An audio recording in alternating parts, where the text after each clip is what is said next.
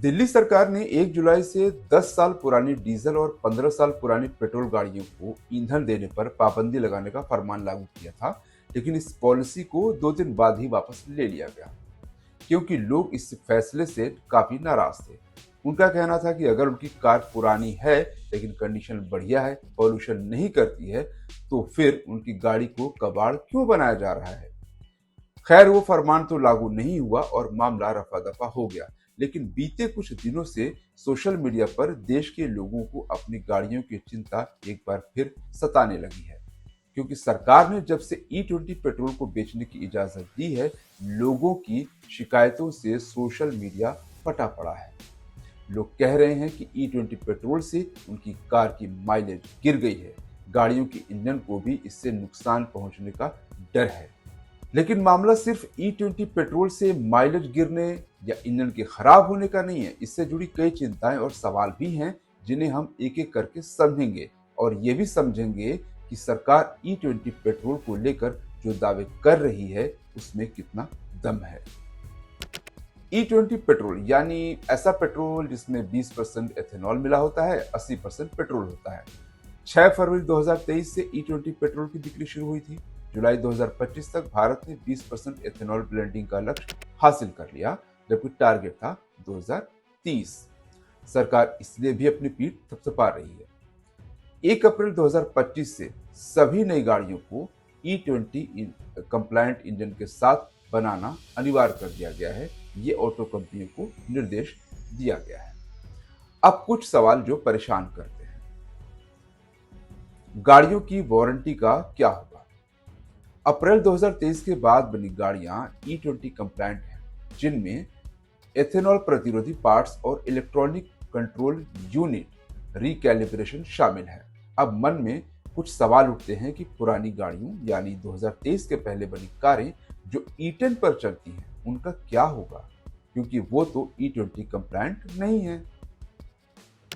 अगर किसी E20 blending वाले पेट्रोल को इन पुरानी कारों में इस्तेमाल किया जाएगा और गाड़ी के किसी पार्ट्स को नुकसान होता है, तो उसकी भरपाई कौन करेगा? क्या उस पार्ट की वारंटी मानी जाएगी? क्या इंश्योरेंस कंपनी गाड़ी में खराबी का क्लेम सेटल करेगी? ये कुछ ऐसे सवाल हैं जिनके अभी तक संतोषजनक जवाब नहीं मिले हैं। कार कंपनियां गाड़ियों के लिए साफ तौर पर लिखती हैं। कई कार कंपनियां कहती हैं कि अगर आपकी कार E10 कंप्लायंट है तो उसमें E20 पेट्रोल इस्तेमाल न करें, इससे इंजन को नुकसान हो सकता है। और कई कार कंपनियां ये भी कहती हैं कि अगर आपने गलत फ्यूल इस्तेमाल किया तो डैमेज के नुकसान की कोई वारंटी नहीं होगी। E10 फ्यूल पर चलने वाली बनी कार में E20 फ्यूल का इस्तेमाल करना उचित नहीं है।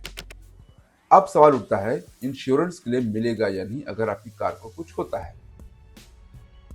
खुदा न खास्ता कहीं इंजन में कोई खराबी आ गई, लंबा बिल फट गया, तो क्या इंश्योरेंस कंपनी आपको क्लेम देगी? आमतौर पर ऐसे केस में क्लेम मिल जाता है, मगर E20 फ्यूल के इस्तेमाल से इंजन में कोई खराबी आई या उसकी वजह से कोई लीकेज या दूसरी समस्या खड़ी हुई और आपकी गाड़ी E20 कंप्लायंट नहीं है, तो फिर इंश्योरेंस कंपनी आपका क्लेम रिजेक्ट कर सकती है, क्लेम देने से मना कर सकती है। मतलब ये कि अगर लंबा बिल फटा तो आपको अपनी ही जेब से भरना होगा। अब इसे लेकर सरकार क्या कहती है? सड़क और परिवहन मंत्री नितिन गडकरी शुरू से ही E20 फ्यूल की वकालत करते रहे। इसके पीछे वो कई तर्क देते हैं। E20 फ्यूल से प्रदूषण कम होता है, इसलिए पर्यावरण के लिए फायदेमंद है। चलो ये बात तो मान लेते हैं, लेकिन गडकरी तो यहां तक कह चुके हैं कि एथेनॉल मिक्स्ड फ्यूल की वजह से डीजल 50 रुपए प्रति लीटर और पेट्रोल 55 रुपए प्रति लीटर मिलने लगेगा। क्या वाकई ऐसा हुआ है? नहीं। कीमतें क्या हैं आपको पता है। दूसरी तरफ E20 फ्यूल के इस्तेमाल से माइलेज घटता है। कई लोगों ने इसे लेकर शिकायतें की हैं। सोशल मीडिया पर कई सारे पोस्ट आपको मिल जाएंगे। उनकी पुरानी गाड़ियों का माइलेज 5 से 10% तक कम हो गया है। ये बात भी लोगों के पक्ष में तो नहीं है।